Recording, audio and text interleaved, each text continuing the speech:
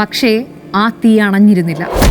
ഒരു കാട്ടുതീയായി മാറി സർവം സംഹരിക്കാൻ തക്ക ശേഷിയുമായ അയാൾ 1993 ഒരു പാഴ്സൽ ബോംബിലൂടെ പിന്നെയും തിരികെ വന്നു.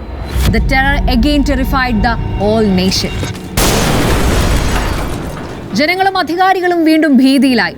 2 വർഷങ്ങൾക്കിടെ 2 പേർ കൂടെ കൊല്ലപ്പെട്ടതോടെ 17 വർഷ കാലയളവിൽ ലെറ്റർ ബോംബുകളും പാഴ്സൽ ബോംബുകളും ഉപയോഗിച്ചുകൊണ്ട് അയാൾ നടത്തിയ സ്ഫോടനങ്ങളിൽ മരണപ്പെട്ടവരുടെ എണ്ണം 3 എന്നും ഗുരുതരമായി പരിക്കേറ്റവരുടെ എണ്ണം 25 എന്നും റിപ്പോർട്ടുകളിൽ ചേർക്കപ്പെട്ടു.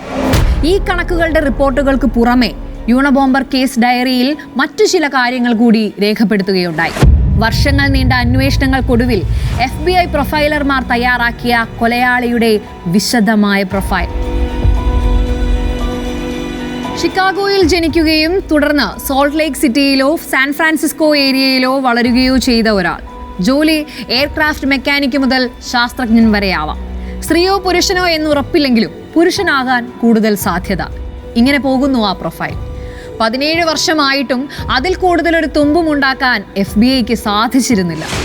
FBI ചരിത്രത്തിലെ തന്നെ ഏറ്റവും ചിലവേറിയ മാൻഹണ്ട് ആയിരുന്നു യൂണബോംബറിനായി നടത്തിയതെങ്കിൽ പോലും ആരാണയാൾ, എവിടെയാണയാൾ എന്നതിന് ഒരു ചെറിയ സൂചന പോലും കിട്ടിയില്ല എന്നത് ഏജൻസിക്കും വലിയ നാണക്കേടുണ്ടാക്കി. എന്നാൽ അതിനിടയിൽ തികച്ചും അപ്രതീക്ഷിതമായ ഒരു നീക്കം യൂണബോംബറിൽ നിന്നുമുണ്ടായി. ഒരു കത്ത്, നിർണായകമായ ഒരു കത്ത്. FBI തയ്യാറാക്കിയ പ്രൊഫൈലിലുള്ളത് യഥാർത്ഥ കൊലയാളി തന്നെയോ?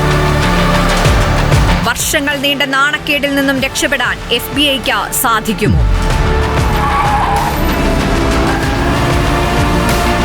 മുഴുവൻ കഥയും AI ദൃശ്യമികവിൽ കണ്ടറിയാം റിപ്പോർട്ടർ സ്റ്റോറീസ് യൂട്യൂബ് ചാനലിൽ.